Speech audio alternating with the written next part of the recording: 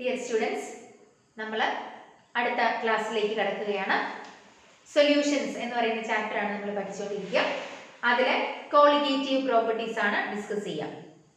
Dilute സൊല്യൂഷന്റെ properties ആണ് colligative properties. സൊല്യൂഷനിലെ solute പാർട്ടിക്കിളുകളുടെ എണ്ണത്തെ മാത്രം ഡിപ്പെൻഡ് ചെയ്യുന്ന പ്രോപ്പർട്ടീസ്. 4 കോളിഗേറ്റീവ് പ്രോപ്പർട്ടീസ് ഉണ്ട്. നമ്മൾ അതിൽ 2 എണ്ണം ഓൾറെഡി പഠിച്ചു കഴിഞ്ഞു. ഏതൊക്കെയാ? Relative lowering of vapour pressure and elevation in boiling point. ഇന്ന് നമ്മൾ 3ാമത്തെ കോളിഗേറ്റീവ് പ്രോപ്പർട്ടിയിലേക്കാണ് പോവുക. Depression in freezing point. Freezing point നമ്മൾ കേട്ടിട്ടുണ്ട്. എന്താ ഫ്രീസിംഗ് പോയിന്റ് എന്ന് പറഞ്ഞാൽ, ഒരു സോളിഡും അതിന്റെ ലിക്വിഡും പരസ്പരം ഇക്വിലിബ്രിയത്തിലാവുന്ന ടെമ്പറേച്ചർ ആണ് ഫ്രീസിംഗ് പോയിന്റ്. അല്ലെങ്കിൽ നമുക്ക് പറയാം, ഒരു സോളിഡ് സബ്സ്റ്റൻസിന്റെയും അതിന്റെ ലിക്വിഡ് സ്റ്റേറ്റിന്റെയും വേപ്പർ പ്രഷറുകൾ തുല്യമാകുന്ന ടെമ്പറേച്ചർ ആണ് ഫ്രീസിംഗ് പോയിന്റ്. എക്സാമ്പിൾ, വാട്ടറിന്റെ ഫ്രീസിംഗ് പോയിന്റ് എത്രയാ?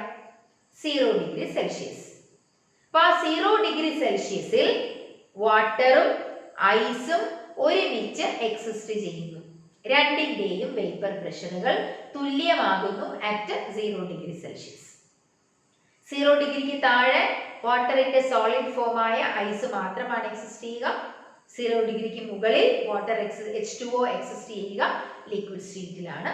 At 0 degree Celsius both water and its solid ice exist in equilibrium, അല്ലെങ്കിൽ both have the same vapour pressures. അത് നമുക്കറിയാം. നമ്മൾ സൊല്യൂഷൻസിന്റെ കേസാണ് നമുക്ക് പഠിക്കേണ്ടത്. ഇപ്പൊ നമ്മൾ കഴിഞ്ഞ ദിവസം എലിവേഷൻ ഇൻ ബോയിലിംഗ് പോയിന്റ് പറഞ്ഞപ്പോൾ വേപ്പർ പ്രഷർ ടെമ്പറേച്ചർ ഗ്രാഫുകൾ വരച്ചിരുന്നു. നമ്മളിവിടെ വീണ്ടും അതുപോലെ ഒരു ഗ്രാഫ് വരയ്ക്കുകയാണ്. ഞാൻ ഇവിടെ ഓൾറെഡി ഒരു ഗ്രാഫ് വരച്ചു വെച്ചിട്ടുണ്ട്. അതിപ്പോ വാട്ടറിന്റെ ഗ്രാഫാണെന്ന് നിങ്ങൾ വിചാരിക്കാം. 30 ഡിഗ്രി സെൽഷ്യസിൽ വാട്ടർ എടുത്തുകൊണ്ട് നമ്മൾ വെച്ചിരിക്കുന്നു ഗ്ലാസ്സിൽ. അതിന്റെ വേപ്പർ പ്രഷർ മെഷർ ചെയ്തു. സപ്പോസ് ഇതാണ് ഈ എ എന്ന് പറയുന്ന പോയിന്റിന് കറസ്പോണ്ടിങ് ആയിട്ടാണ് അതിന്റെ വേപ്പർ പ്രഷർ. 30 ഡിഗ്രിയാണ് ടെമ്പറേച്ചർ. ഇനി അതിനെ ഞാൻ തണുപ്പിക്കുകയാണ്, ടെമ്പറേച്ചർ കുറയ്ക്കുകയാണ്. ടെമ്പറേച്ചർ കുറയുന്നതനുസരിച്ച് വേപ്പർ പ്രഷറും കുറഞ്ഞു വരും. അങ്ങനെ നമ്മൾ വാട്ടർ ആണ് എടുത്തിരിക്കുക. ടെമ്പറേച്ചർ കുറച്ച് 0 ഡിഗ്രി സെൽഷ്യസ് വരെ എത്തുമ്പോൾ വാട്ടർ പതുക്കെ ഐസായി മാറാൻ തുടങ്ങുന്നു. വാട്ടറിന്റെ സോളിഡ് ഫോം അപ്പിയർ ചെയ്ത് തുടങ്ങുന്നു. അപ്പൊ ആ പോയിന്റ് ആണ് ഞാൻ ഈ ബി എന്ന് മാർക്ക് ചെയ്തിരിക്കുന്നത്. വീണ്ടും നമ്മൾ തണുപ്പിച്ചാൽ വാട്ടർ മുഴുവനും ഐസായിട്ട് മാറുന്നു. അപ്പൊ ഇവിടെ ഈ AB എന്ന് പറയുന്ന കർവ് H2Oയുടെ ലിക്വിഡ് സ്റ്റേറ്റ് വാട്ടറിന്റെ വേപ്പർ പ്രഷർ ടെമ്പറേച്ചർ കർവാണ്. BC എന്ന് പറയുന്ന ഭാഗം വാട്ടറിന്റെ സോളിഡ് സ്റ്റേറ്റ് ആയ ഐസിന്റെ വേപ്പർ പ്രഷർ ടെമ്പറേച്ചർ ഗ്രാഫാണ്. ഈ BCയും ABയും നമ്മളൊന്ന് കമ്പയർ ചെയ്താൽ AB ഒരു കർവ് ആണ്. Vapour pressure decreases slowly with decrease in temperature. പക്ഷെ BC എന്ന് പറയുന്ന ഒരു സ്റ്റീപ്പ് ലൈൻ ആയിട്ടാണ് വരച്ചിരിക്കുക. എന്ന് പറഞ്ഞാൽ ഈ ബിക്ക് താഴെ വേഗത്തിൽ വേപ്പർ പ്രഷർ ഡിക്രീസ് ചെയ്തു ടെമ്പറേച്ചർ കുറച്ചപ്പോ. കാരണം സോളിഡ് മാത്രമായിട്ട് മാറുകയാണ്. സോളിഡിന്റെ വേപ്പർ പ്രഷർ തീരെ നെഗ്ലിജിബിൾ ആണ്. അപ്പൊ ഒരു സഡൻ ഡിക്രീസ് വേപ്പർ പ്രഷർ ഉണ്ടാകുന്നു സോളിഡ് ആയി തുടങ്ങുമ്പോൾ.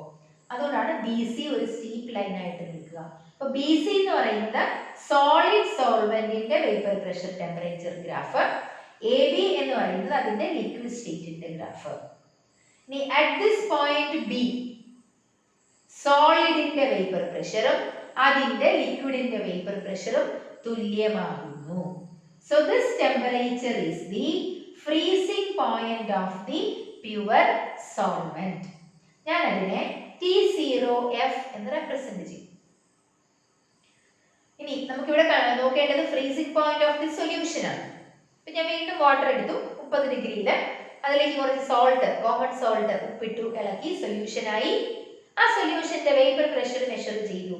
നമുക്കറിയാം ആ സൊല്യൂഷന്റെ വേപ്പർ പ്രഷർ പ്യുവർ സോൾവെന്റിന്റെ വേപ്പർ പ്രഷറിനേക്കാൾ കുറവായിരിക്കും. അപ്പൊ ഇവിടെ തുടങ്ങുക. ഉപ്പുവെള്ളം വേപ്പർ പ്രഷർ കണ്ടുപിടിച്ചു. ഇനി ആ ഉപ്പുവെള്ളത്തെ തണുപ്പിച്ചു തുടങ്ങി. അപ്പൊ തണുപ്പിക്കുമ്പോ സൊല്യൂഷൻ ഫ്രീസ് ചെയ്യുന്നത് ആ സൊല്യൂഷന്റെ വേപ്പർ പ്രഷർ അതിലെ സോൾവെന്റിന്റെ സോളിഡ് സ്റ്റേറ്റിലെ വേപ്പർ പ്രഷറിനോട് തുല്യമാകുമ്പോഴാണ്. A solution freezes when the vapor pressure of the solution becomes equal to the vapor pressure of its solid solvent. അപ്പോൾ ഉപ്പുവെള്ളം ഫ്രീസ് ചെയ്യണമെങ്കിൽ ഉപ്പുവെള്ളത്തിന്റെ വേപ്പർ പ്രഷർ അതിലെ സോൾവെന്റ് ആയ വാട്ടറിന്റെ സോളിഡ് സ്റ്റേറ്റ് അതായത് ഐസിന്റെ വേപ്പർ പ്രഷറിനോട് തുല്യമാവണം. അപ്പോൾ ഉപ്പുവെള്ളത്തെ തണുപ്പിക്കുന്നു. അപ്പോൾ വേപ്പർ പ്രഷർ കുറഞ്ഞു. അപ്പൊ ആ വേപ്പർ പ്രഷർ സോളിഡ് സോൾവെന്റിന്റെ വേപ്പർ പ്രഷറിനോട് തുല്യമാകണം എന്ന് പറഞ്ഞാൽ ഈ ബി സി എന്ന് പറയുന്ന ഗ്രാഫിൽ എവിടെയെങ്കിലും വന്നിത് ടച്ച് ചെയ്യണം.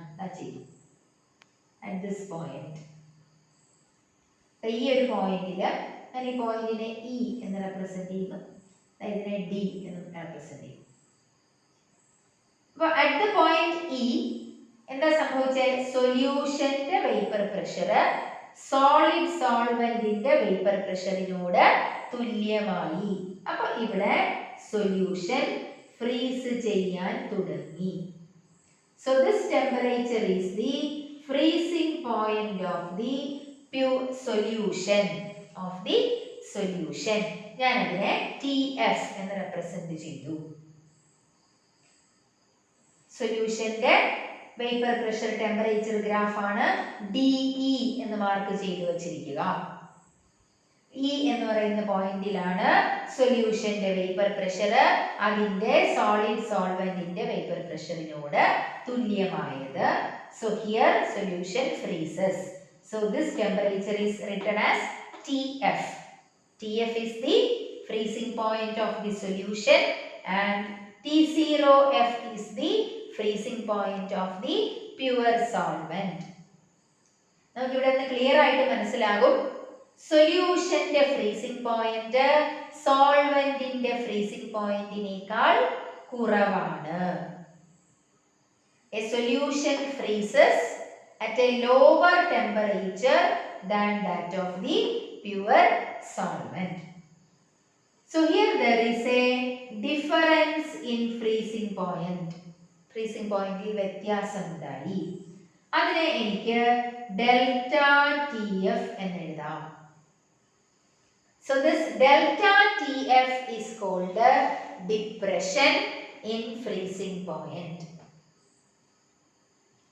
The decrease in freezing point when a non-volatile solute is added to a volatile solvent is called depression in freezing point. Delta TF എന്നാണ് റെപ്രസെന്റ് ചെയ്യുക. അത് കാൽക്കുലേറ്റ് ചെയ്യുന്നത് T0F minus TF. പിടികിട്ടിയോ? So this delta TF is a colligative property. എന്ന് പറഞ്ഞാൽ എന്താ അർത്ഥം?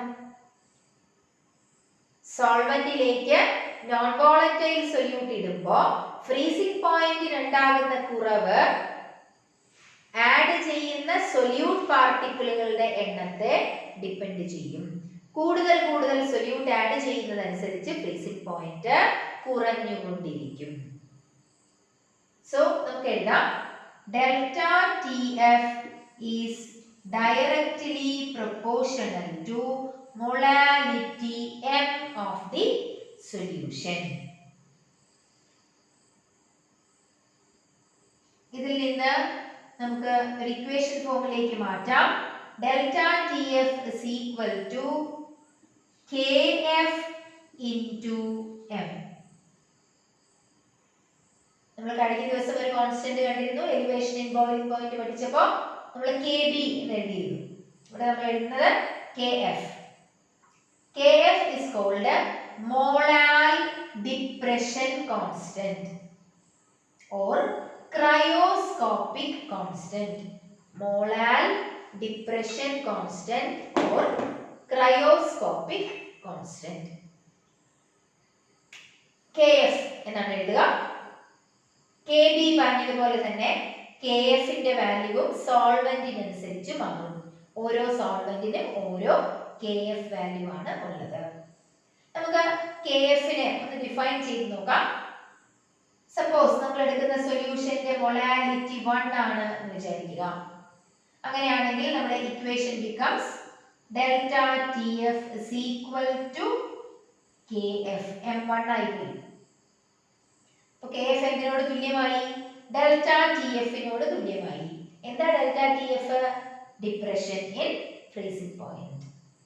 അപ്പോൾ നമുക്ക് പറയാം KF is the depression in freezing point when 1 mole of a non-volatile solute is added to 1 kilogram solvent.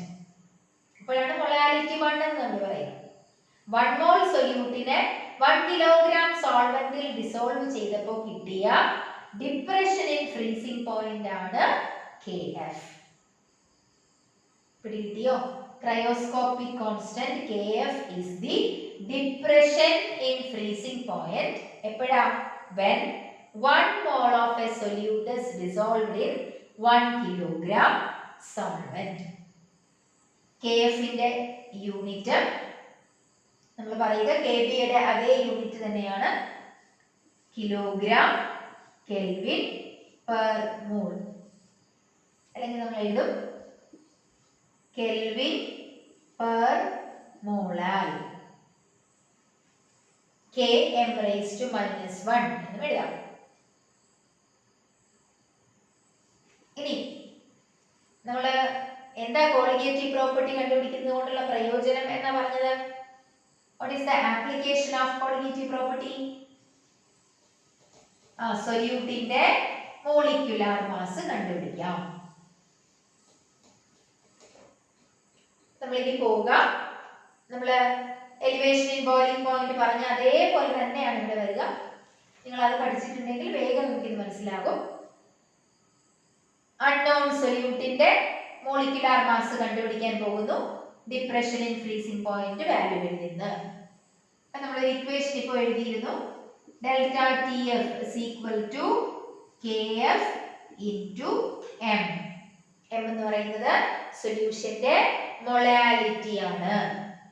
ഇനി molality M is equal to നമ്മൾ എഴുതുന്നത് NB by WA into 1000. NB എന്ന് പറയുന്നത് number of moles of solute, WA weight in grams of the solvent. അതിനെ കിലോഗ്രാമിലേക്ക് മാറ്റാൻ വേണ്ടി 1000 കൊണ്ട് divide ചെയ്യണം. അതാണ് ഈ എഴുതി വെച്ചിരിക്കുന്നത് 1000 into NB by WA. NB എന്ന് പറയുന്നത് സൊല്യൂട്ടിന്റെ നമ്പർ ഓഫ് മോൾസ് ആണ്. ആ NBക്ക് പകരം നമുക്ക് WB by MB എന്ന് എഴുതാം. The whole divided by WA into 1000. അപ്പോൾ ഇതിനെ നമ്മൾ വീണ്ടും ഒന്ന് ചേഞ്ച് ചെയ്ത് എഴുതുകയാണ്. 1000 into WB divided by MB into WA. Simplification ആണ് നടത്തിയത്. അപ്പോൾ മൊളാലിറ്റി M എന്നുള്ളതിന് പകരം നമുക്ക് ഒരു ഇക്വേഷൻ കിട്ടി 1000 into WB by MB into WA. അപ്പോൾ ആ ഒരു ഇക്വേഷനെ ഞാൻ എന്താ ഇങ്ങോട്ട് കൊണ്ടുവന്ന് സബ്സ്റ്റിറ്റ്യൂട്ട് ചെയ്യാണ്. മൊളാലിറ്റിക്ക് പകരം ഇതിനെ കൊണ്ടുവന്ന് സബ്സ്റ്റിറ്റ്യൂട്ട് ചെയ്യും. അപ്പോൾ ഈ ഇക്വേഷൻ എങ്ങനെയാ മാറുക? Delta TF is equal to 1000 KF into WB divided by MB into WA. ഇതിൽ നിന്ന് നമുക്ക് കണ്ടുപിടിക്കേണ്ടത് എന്താ? അൺനോൺ സൊല്യൂട്ടിന്റെ മോളിക്യുലർ മാസ്, അതായത് mb. അപ്പൊ ഈ ഇക്വേഷനിൽ നിന്ന് mb is equal to നമുക്ക് എങ്ങനെ എഴുതാം എന്ന് പറഞ്ഞു നോക്കിക്കേ. 1000 kf into wb divided by delta tf into wa. ഈ ഇക്വേഷൻ ഉപയോഗിച്ച് ഡിപ്രഷൻ ഇൻ ഫ്രീസിംഗ് പോയിന്റ് അറിഞ്ഞാൽ നമുക്ക് മോളിക്യുലർ മാസ് കാണാം സൊല്യൂട്ടിന്റെ. mb is equal to 1000 kf wb by delta tf into wa. kf is the constant called cryoscopic constant. solvent മാറുന്നതനുസരിച്ച് kf മാറും.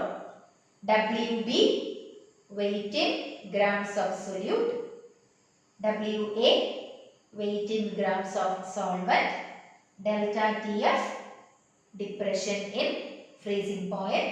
അത് കണ്ടുപിടിക്കുന്നത് T0f minus TF. So using this equation we can find out the molecular mass of unknown solute. നമ്മൾ സാധാരണ called കൺട്രീസിലൊക്കെ, തണുപ്പ് രാജ്യങ്ങളിൽ റോഡിലൊക്കെ ice വന്ന് നിറയാറുണ്ട്. Snow വീഴുമ്പോൾ ഐസ് റോഡിൽ നിറയും. അപ്പോൾ ആ ഐസിനെ ഉരുക്കി കളയാൻ വേണ്ടിയിട്ട്, വേഗത്തിൽ ഉരുക്കി കളയാൻ വേണ്ടിയിട്ട് കോമൺ സോൾട്ട് വരാറുണ്ട്. ഉപ്പ് വെള്ളം അല്ലെങ്കിൽ കാൽഷ്യം ക്ലോറൈഡ് ഉപയോഗിക്കും. അപ്പൊ അത് വേഗത്തിൽ മെൽറ്റ് ചെയ്യും. അവിടെ ശരിക്കും സംഭവിക്കുക, ഐസിലേക്ക് സോൾട്ട് ആഡ് ചെയ്ത് കഴിയുമ്പോൾ ഐസിന്റെ ഫ്രീസിംഗ് പോയിന്റ്, ഐസിന്റെ മെൽറ്റിംഗ് പോയിന്റ് അല്ലെങ്കിൽ വാട്ടറിന്റെ ഫ്രീസിംഗ് പോയിന്റ് കുറയുന്നു. Depression in freezing point. ഉപ്പിട്ട് കഴിയുമ്പോൾ 0 ഡിഗ്രിയിൽ ഫ്രീസ് ചെയ്യേണ്ട വാട്ടർ കുറെ കൂടി താഴ്ന്ന ടെമ്പറേച്ചറിലെ ഫ്രീസ് ചെയ്യുള്ളൂ. അപ്പൊ നമ്മൾ ഉപ്പിടുമ്പോൾ അതനുസരിച്ച് വേഗത്തിൽ മെൽറ്റ് ചെയ്ത് പോവുകയാണ്. ഒരു പ്രത്യേക കോമ്പോസിഷൻ സോഡിയം ക്ലോറൈഡ് ഐസ് മിക്സ്ചറിന് അത് ഫ്രീസ് ചെയ്യുന്നത് -21 degree സെൽഷ്യസിലാണ്. Another composition of ice and calcium chloride freezes at -55 degree Celsius. അപ്പൊ അത്രയും ഒക്കെ ടെമ്പറേച്ചർ താഴ്ന്നാലേ ഐസ് അവിടെ ഐസായി തന്നെ നിൽക്കുകയുള്ളൂ. അതിന് മുകളിലാണ് അറ്റ്മോസ്ഫിയറിക് ടെമ്പറേച്ചർ എങ്കിൽ അത് ലിക്വിഡ് സ്റ്റേറ്റിൽ തന്നെ മെയിൻറ്റെയിൻ ചെയ്യാനായിട്ട് ഈ സോൾട്ടിന്റെ അഡീഷൻ സഹായിക്കും. അപ്പൊ അവിടെ ഉപയോഗിക്കുന്ന principle depression in freezing point ആണ്. Depression in freezing point. ചോദിക്കാറുണ്ട്. In cold countries, common salt is added to melt the ice spread on roads. Which principle is used here? ഏതാ? Depression in freezing point. 0 ഡിഗ്രിയിലേക്കാൾ ഒരുപാട് താഴ്ന്ന temperature എത്തിയാൽ മാത്രമേ ആ mixture freeze ചെയ്യുന്നുള്ളൂ. അതുപോലെ തന്നെ നമ്മൾ തണുപ്പ് സമയത്ത് വിന്റർ സീസണിലൊക്കെ നമ്മൾ ഹില്ലി ഏരിയാസിലേക്കൊക്കെ പോകുമ്പോൾ നമ്മുടെ വാഹനങ്ങളിലെ, കാറിലെയൊക്കെ റേഡിയേറ്ററുകളിൽ നമ്മൾ വെള്ളം ഉപയോഗിക്കാറുണ്ട്. ആ വെള്ളം ഫ്രീസ് ചെയ്ത് പോകും. ആ ഫ്രീസ് ചെയ്ത് പോകുന്ന ഒഴിവാക്കാൻ വേണ്ടി വെള്ളത്തിലേക്ക് എഥിലീൻ ഗ്ലൈക്കോൾ എന്ന് പറയുന്ന സബ്സ്റ്റൻസിനെ ആഡ് ചെയ്യാറുണ്ട്. അപ്പൊ 0 ഡിഗ്രി സെൽഷ്യസ് ഒക്കെ എത്തുകയാണ് ടെമ്പറേച്ചർ എങ്കിൽ സാധാരണഗതിയിൽ ആ റേഡിയേറ്ററിലെ വെള്ളം ഫ്രീസ് ചെയ്ത് പോകും. പക്ഷെ എഥിലീൻ ഗ്ലൈക്കോൾ ആഡ് ചെയ്തിട്ടുണ്ടെങ്കിൽ 0 ഡിഗ്രിക്കും ഒരുപാട് താഴ്ന്ന ടെമ്പറേച്ചറിൽ മാത്രമേ ആ വാട്ടർ ഫ്രീസ് ചെയ്യുള്ളൂ. കാരണം സൊല്യൂട്ടിന്റെ പ്രസൻസിൽ there is a depression in freezing point. അപ്പോൾ ഇങ്ങനെ ഫ്രീസിംഗ് പോയിന്റ് കുറയ്ക്കാൻ ഉപയോഗിക്കുന്ന വസ്തുക്കളെ നമ്മൾ വിളിക്കുന്ന പേര് ആന്റി ഫ്രീസുകൾ എന്നാണ്. Anti freeze substance used to decrease the freezing point of a substance. Is a freezing point of a liquid is called antifreeze. അതിന് ഒരു എക്സാമ്പിൾ ആണ് നമ്മളിപ്പോൾ പറഞ്ഞ എഥിലീൻ ഗ്ലൈക്കോൾ. വിന്റർ സീസണില് റേഡിയേറ്റേഴ്സിലെ വാട്ടർ ഫ്രീസ് ചെയ്ത് പോവാതിരിക്കാൻ ആഡ് ചെയ്യുന്ന സബ്സ്റ്റൻസ് ആണ് ethylene glycol. It is an anti freeze. അപ്പോൾ ആന്റി ഫ്രീസിന് ഒരു എക്സാമ്പിൾ ആണ് ethylene glycol. Then common salt, calcium chloride, ഇതും ഒക്കെ ആന്റി ഫ്രീസ് ആയി നമ്മൾ ഉപയോഗിക്കാറുണ്ട്.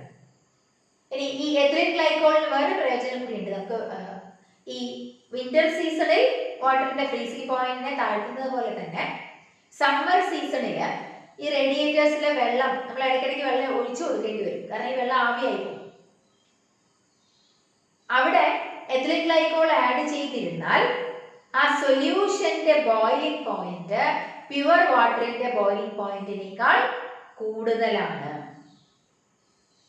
അപ്പോൾ 100 ഡിഗ്രി സെൽഷ്യസിൽ ബോയിൽ ചെയ്യേണ്ട വാട്ടർ അതിനേക്കാൾ കുറച്ചുകൂടി ഉയർന്ന ടെമ്പറേച്ചറിൽ ബോയിൽ ചെയ്യുള്ളൂ. അപ്പൊ അങ്ങനെ വേപ്പറൈസ് ചെയ്ത് പോകുന്നത് തടയാൻ കൂടി അവിടെ എത്തിലീൻ ഗ്ലൈക്കോൾ ഉപയോഗിക്കുന്നുണ്ട്, അല്ലെങ്കിൽ സഹായിക്കുന്നുണ്ട് ഇൻ സമ്മർ സീസൺ. അപ്പൊ ഇവിടെ നമ്മളോട് ചോദിക്കുക what is antifreeze? Substance used to decrease freezing point. Example ethylene glycol, common salt, calcium chloride. ഇത് ഡിപ്രഷൻ ഫ്രീസിംഗ് പോയിന്റിന്റെ ഒരു ആപ്ലിക്കേഷൻ ആയിട്ട് വരാവുന്ന ചോദ്യമാണ്. What is antifreeze? Give example. Okay, പിടികിട്ടിയോ? ഡിപ്രഷൻ ഫ്രീസിംഗ് പോയിന്റ്, അതിന്റെ മോളിക്കുലാർ മാസ് കണ്ടുപിടിക്കാനുള്ള derivation, graph, അതിന്റെ ആപ്ലിക്കേഷൻ. ഇത്രയുമാണ് നമ്മൾ ഇന്ന് കണ്ടത്. ഈ ഗ്രാഫ് ശ്രദ്ധിച്ച് മനസ്സിലാക്കണം. നമ്മൾ എലിവേഷൻ ഇൻ ബോയിലിംഗ് പോയിന്റ് പറഞ്ഞിരുന്നത് പോലെ തന്നെ വീണ്ടും ഞാൻ ആവർത്തിച്ച് പറയുകയാണ്. ഗ്രാഫ് തന്നിട്ട് അത് സൊല്യൂഷന്റെ ഗ്രാഫ് ഏതാണ്, സോൾവെന്റിന്റെ ഗ്രാഫ് ഏതാണ് എന്നൊക്കെ ചോദിച്ചാൽ നമുക്ക് അടയാളപ്പെടുത്താൻ അറിയണം. ഈ ഗ്രാഫിൽ നിങ്ങൾക്ക് മനസ്സിലായി കാണുമല്ലോ. AB liquid solvent, BC solid solvent, DE solution. അപ്പോൾ അതും ശ്രദ്ധിച്ച് മനസ്സിലാക്കി വെക്കണം. ഗ്രാഫ് ഡിസ്ക്രൈബ് ചെയ്യാനും ചോദിക്കാം.